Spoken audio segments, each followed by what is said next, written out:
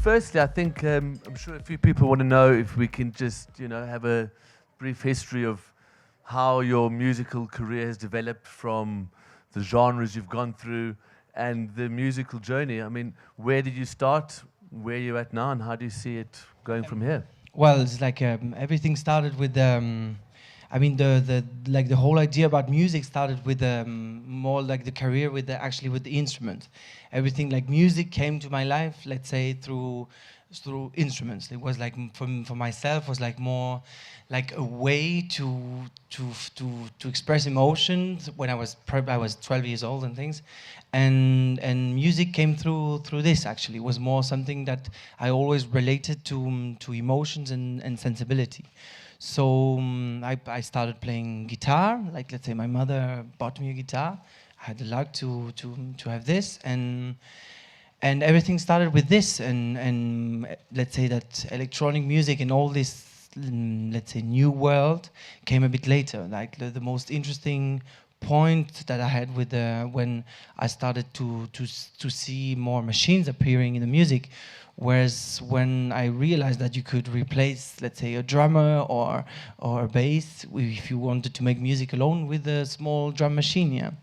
And things started to cross to something else, to new ways and forms of doing music, and this is how I got into what I do today. So do you think now, for your children, for example, Yeah. would you get them a sequencer, a laptop, or No, guitar? Do you think that it's been a detrimental effect? How, obviously, learning to play an instrument, the emotion behind it has had a profound effect on your career.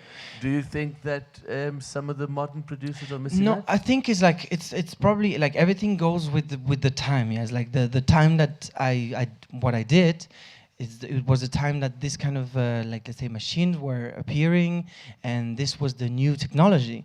Now probably the guys today that knows how to do everything with a computer look at the machine like things from the last century, yeah. So And I think it's like I'm very surprised and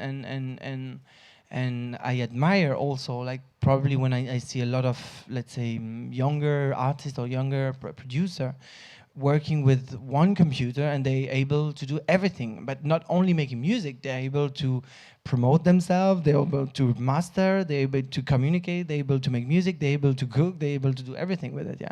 So it goes with probably with the time that.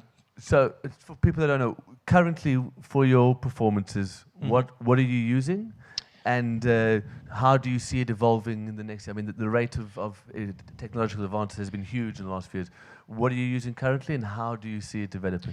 At the moment, I'm using like a program that probably everybody knows, which is Tractor, yeah, made by Native Instruments, with the idea of the software is to be able to create like 4 different like, let's say, record or more input from different sources, and you can actually mix, like, let's say, whatever you want, almost whatever you want, into electronic music. So it's more like, the idea was more to be able to be really creating, like, almost like having this like a studio session while you're playing, which was a bit different than when I used to play records. Yeah, when I used to play records were more, I used to play one record, wait until the record was finished, and then I was going to the other one, and it was all about a music selection. Now it's like with this new ways of doing, let's say, of DJing and getting to the thing, it's more than only playing music. It's also composing, but it's also, of course, a selection of music, but it's also having ideas and like tricking a little bit, like probably songs that everybody knows or that everybody has been listening to, into new kind of edits and things, which is like, what I think is very interesting about it is like you probably have a unique product, because you can't consume this. You only actually can come to the gig and listen to it, and that's it. And it will probably not be repeated, and it will probably not be rebuilt the same way. So basically, I'm using Tractor and one like Pioneer Effect boards, which is pretty new things that is running around, and computer and special audio card and special cables also, which also improve the sound also. Okay, more about your personal journey. I mean, you have roots in Chile, you have roots in Switzerland. I mean, you couldn't get more diverse places. Has that had an influence on your career, and if so, how? Yes, of course. It's like it's. I mean, when I was a kid, I was like, I don't know, when we moved out, I was like going from like a small, let's say Switzerland is a small country with a very different profile than South America. Yeah.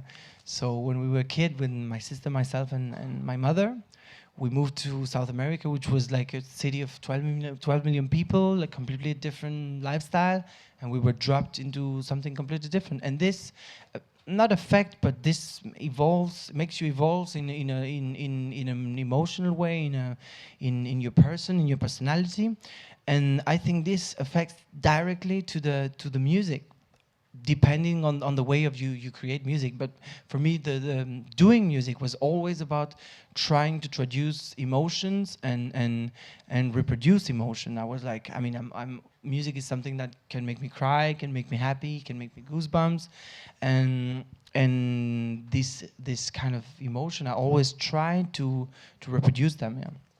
Okay, then obviously the next huge part of your career or the influence has been Ibiza. Um, from when you started in Ibiza to where you are now, there's been a huge transformation. I mean, how important has Ibiza been to where you are as an artist and to your career? Well, I think it's like I remember the first year I came here to Ibiza. It was like 90 something that I came actually to visit Ricardo, who was actually Ricardo Villalobos, who was actually he's an old friend of mine who was living here in the island. And I came here with the idea of like I was like I'm not at all into these kind of places because I had a judgment about it because I didn't know. So I thought it was like the kind of like beers floating on the ocean and everybody's dead and blah blah blah. So I arrived here with a very let's say prejudgment about everything, and I realized that it was absolutely not at all what I expected.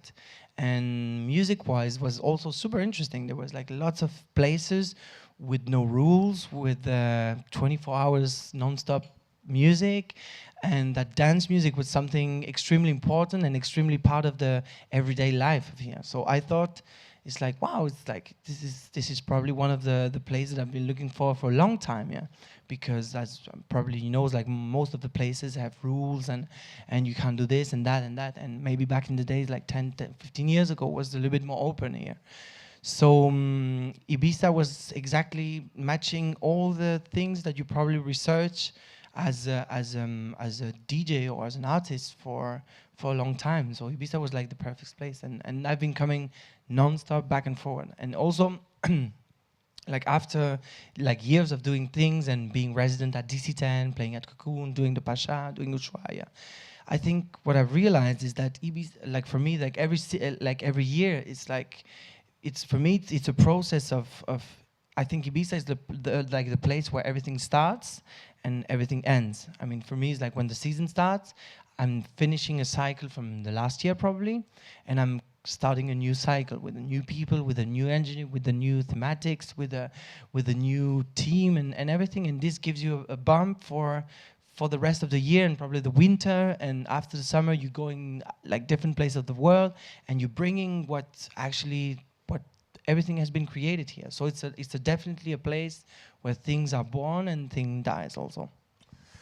Obviously, a lot was said, and there was a lot of conversation when you stepped aside and stepped out of doing your residency with Cocoon, coming to Pacha. There was a lot of people saying that this whole Luciano has left the underground and he's gone the commercial route. I mean, I think in retrospect, it's been vindicated and you've managed to walk the line and remain credible in both scenes though. But I mean, for you personally, was it a challenge and was it a considered move? Yeah, of course it is. It's like I think it's like this kind of decision. It's a hard decision on a on a personal level, but also on a professional level. So at the in the moment that the decision is taken about like whatever steps I did with for DC10 or whatever steps I did with Cocoon, I always did it not because I'm always respected and love everything that they have achieved and they're probably still achieving, but it was more like on a personal reason. Not saying that I think I am better than, well, no. It was more like I can also give an alternative, not because I'm alone, not at all, but because I have a team behind me with probably with the label that had like 20 artists, and I do believe in them also, and I do believe that with where I am today, when maybe because the room are bigger, because more people is listening to my music, which maybe makes the difference between what is the underground discussion and then like the other things, that gives also the possibility to bring other people in the game and to give an alternative also to probably the fans and to the people who comes to listen to music. So for me, it's a very relative thing, this whole discussion about underground and commercial or whatever. You were telling me that you are looking to open offices in Berlin and the US, which probably illustrate that juggling act between, you know, the underground and the current commercial explosion in the US. I mean, is the opening of those offices in light or staying in line with your current considerations for the underground versus yes, I think it's like we've always as a company and also as a person, I've always tried to fix new challenges. It's like always a challenge is always something that it's very good because it motivates everybody. It gives you goals. It gives you ideas and direction to take. And we've been for like over 12 years here and like doing things not only in Ibiza but like in mostly in Europe, Asia, like mostly in main like all around the world, let's say. And we've decided that maybe that it was the time to see new horizon and to take new ways of doing probably what we already have been doing, because we are looking to grow up. We're looking for like a more professional and a better way of understanding our market, our like business also that we do, and to increase the possibilities of the music careers and whoever we have behind. So we thought like Berlin, of course, is like we've been also very active in Berlin for a long time, but we thought it's definitely one of the places where we have most of our people. And America is also a market that has been very, like, let's say, it's been opening also for the music that actually we do. And it's a very funny and interesting way also, because all the music, my mentors, all the music that I got inspired, they're all from America. I mean, like back in the days, Derek May, Ron Atkins, all those boys, they were like the guys that really inspired a lot of people, yeah. And we thought like this kind of also trying to maybe to go there and not move to places that probably everybody's moving, but to take the risk to do something new in what we do, what is maybe something also that could create bridges between, I don't know, with Carl, probably that they live in Detroit, with all the boys that we know that they always coming to Europe. So that's a little bit the idea behind. You use the word "we" a lot, and you know, I think you're one of the few artists that, you know, you pretty much have guided yourself, you've managed yourself. I mean, you may have gone through advisors or a few management structures, but pretty much you've managed yourself when it comes to the major career decisions. Is this a conscious decision, or is it because you haven't found people with a similar philosophy or the similar mindset? No, I think it's like it's more like I try to listen to myself. I try to also to realize, to say like, to be able to retract and to say like, when things are wrong and there's something wrong, you probably have a feeling about it, and you should it's sometimes it's hard, but you should be truth and stick to it, yeah. So that's why probably it's like there were a lot of changes, but it's also I think it's normal. It's like it's a cycle, it's a process. People have different goals, people have different minds, and I've always have been trying to, let's say, I'm always trying to bring back to the music what the music brought me, actually. Like when I've started when I had the first chance. I always remember I got the phone call from Derek May, who told me we're releasing your record. It was a big push for me, yeah? And I will always remember this, and I will always be motivated. That I have the impression that when I'm doing it for a younger guy, that I'm doing exactly the same they did for myself, and it's like the first day that when I got this like phone call, and it's motivating the same way, yeah. So that's for me. It's all about that. Yeah. Okay. I mean, also I see that you one of the artists prepared to work with new collaborations. You've collaborated with Lenny Kravitz. We have the festival here this summer where we'll be showcasing that collaboration. Is it difficult to find a middle ground with such a mainstream artist, or is it something that comes organically to you? Well, it's like the most important thing is like for me is like in what I do, there are two persons. Yeah, there's one guy who is the DJ who goes outside, plays for the people, entertains, and try to make people happy. Let's say.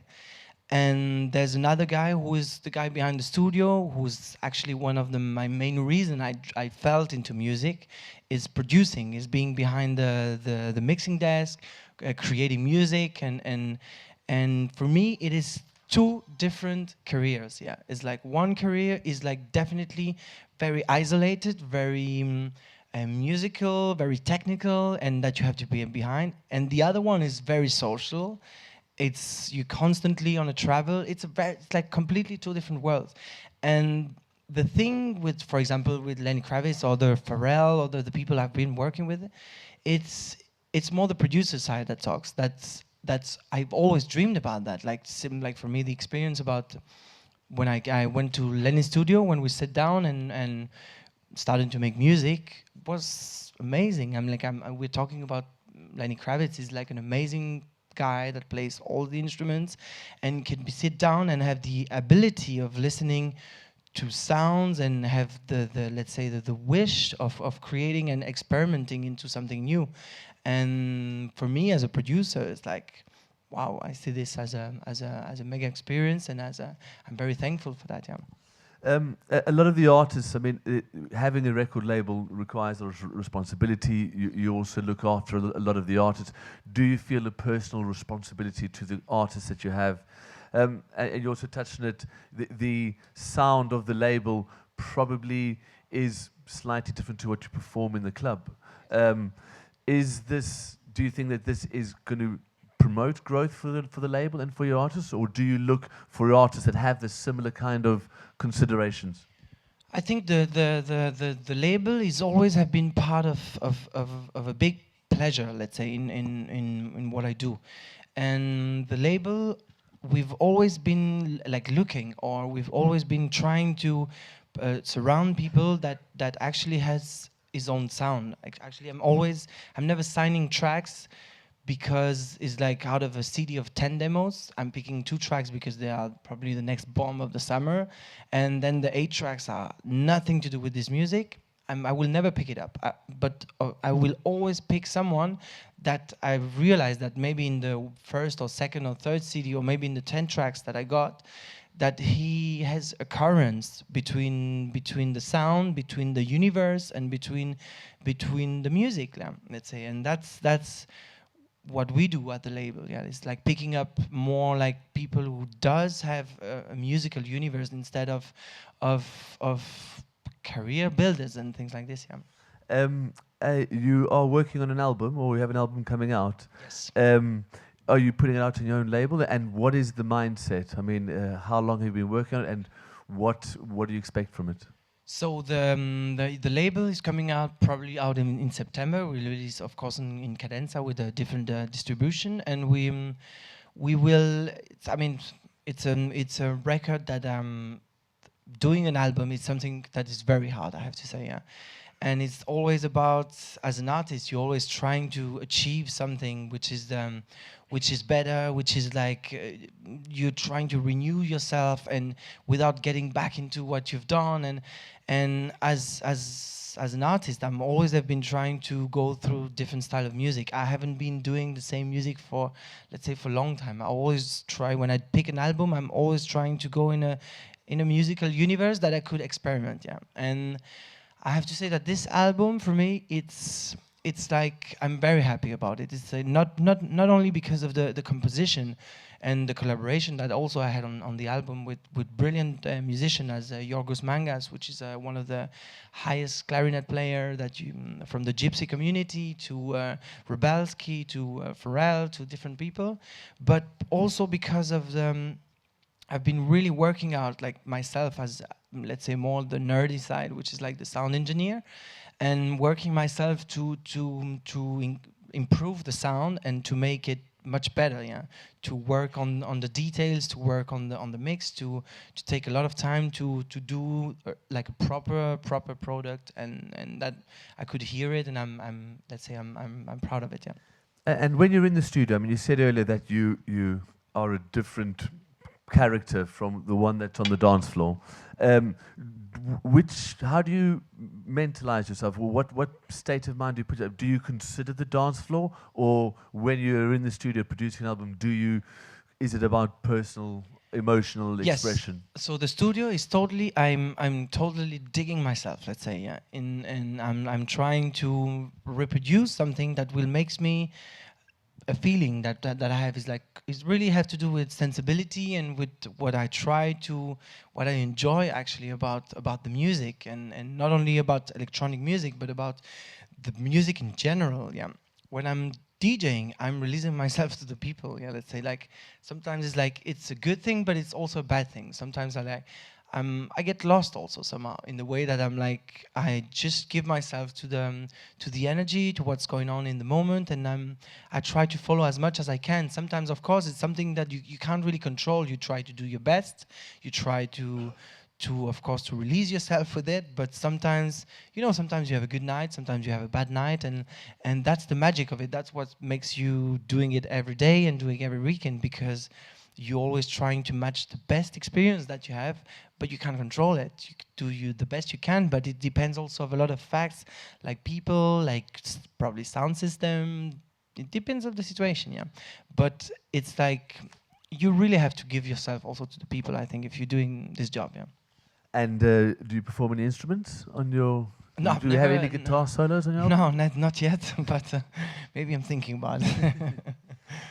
Touching back to Ibiza, I mean, obviously Marco has doing his own night now. There seems to be a real boom in the scene which you were once so heavily involved in.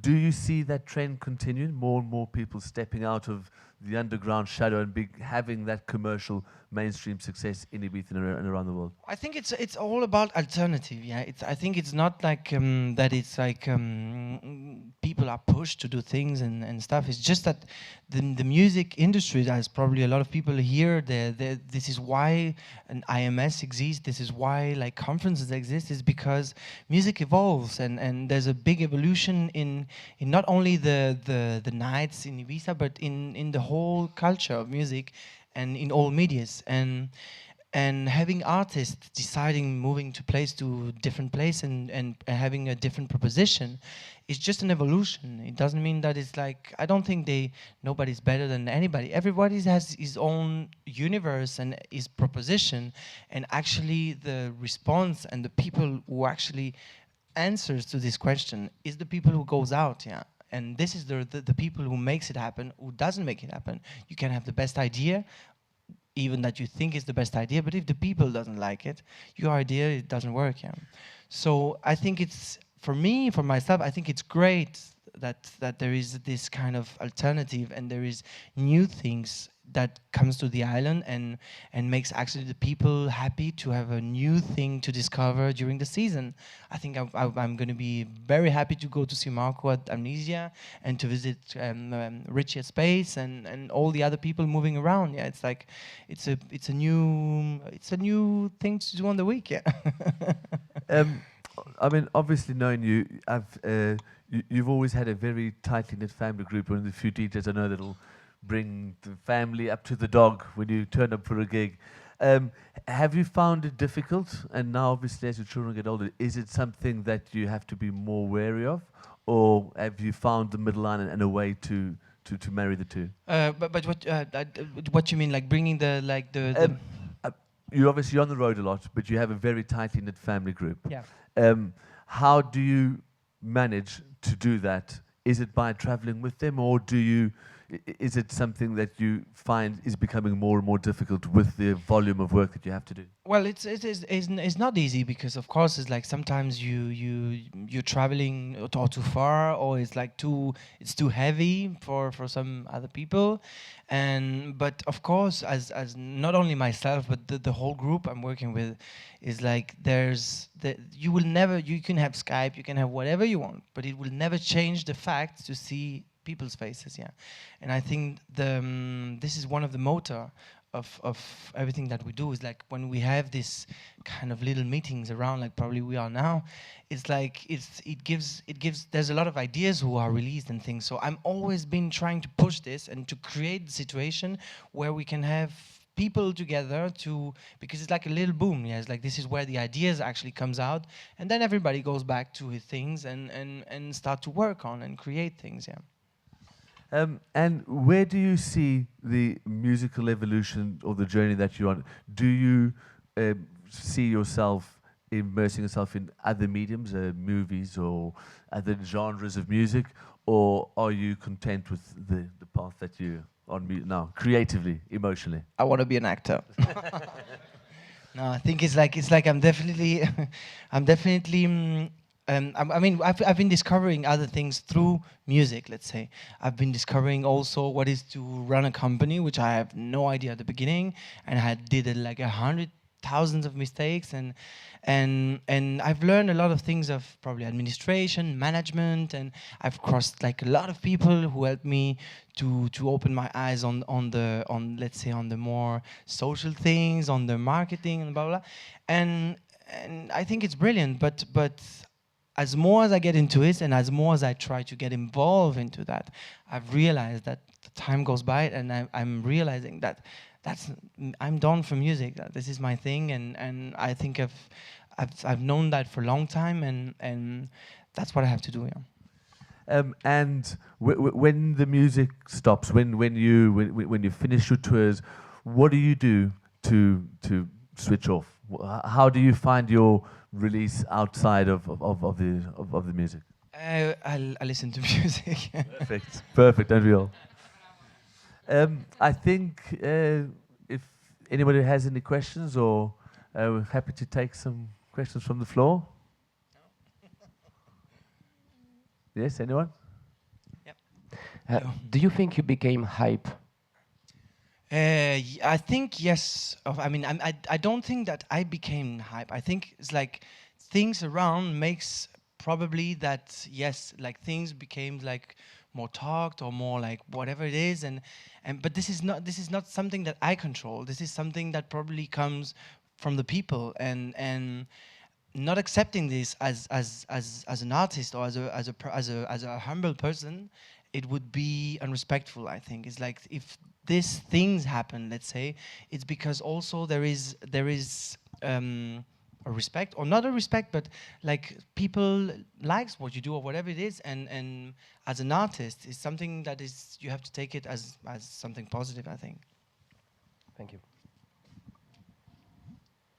No more hype. Any more hype? Hi. Hello. Just want to know what kind of stuff musically is exciting you right now? Okay, all the music that I listen a lot of jazz. I listen a lot of not let's say only jazz music, but I listen a lot of non-electronic music. And what excites me most at the moment in the music that I'm listening constantly at home is this new gender of music that I don't even know how to call it, yeah, because it's like it's a mixture of all technologies with instruments, with old beats and things, and that they are merging into completely new style of music, which is like I would go like from, let's say, Fives to Jamie Liddell to I love also Gonzalez, like all the things that they do, and that's the music that completely feeds me constantly. But also I can listen to very old Motown records to new whatever it is, rock and things, but very rarely I'm listening dance music at home. I'm most of the time that I listen dance music is, let's say, when I travel on the plane, or other at the hotel, other at the club, other when it's about the energy, about getting into the mood of party, yeah, let's say. Yes. Is there a particular type of music that you always reference to? Something that I know there's always new music coming, going, but is there some kind of style, like, you mentioned Motown, that's something you always reference to over the years? Yes, of course. It's like I think there's a lot of records that I just like that they're probably like going and going and going that I can't stop listening to it. Like from there's an old band called Los Zafiros, which is like a vocal band. Yeah, it's like this old boys band from the 50s, 60s that they sings with the voice, and it's a record that's been probably going along all my life with me, and I just don't get tired of listening to it, and it inspires me also a lot. Yeah. Thank you. Yeah, please. Is that it? Any more questions? I was just wondering, except for Ibiza, which is your favorite club or city when you play? Well, it's very hard to reduce the world to one club or one country or one people. It's like I think the whole world is so interesting that it's impossible to reduce it to one place or things like this. Yeah, it's like I'm always enjoying, even if some places are better because there's probably more people who have more knowledge about music and knows a little bit better what probably what I do. I think it's like everywhere that I go is like I find something interesting, even if it's like probably the first time they're listening to the music that I do, and they're like, what is this weirdo doing with this like weirdo dancing and blah blah blah. But I still think it's like it's interesting, and I find like there's something out of like a lesson that I can take out, and then I can say, okay, that's probably things. But the world is the best. Just one question from, please, round of applause. As if I was on the floor. This is coming from someone that's had pink hair for 10 years. What's the inspiration? Pink Floyd. Fair enough. Thank you. Thank you.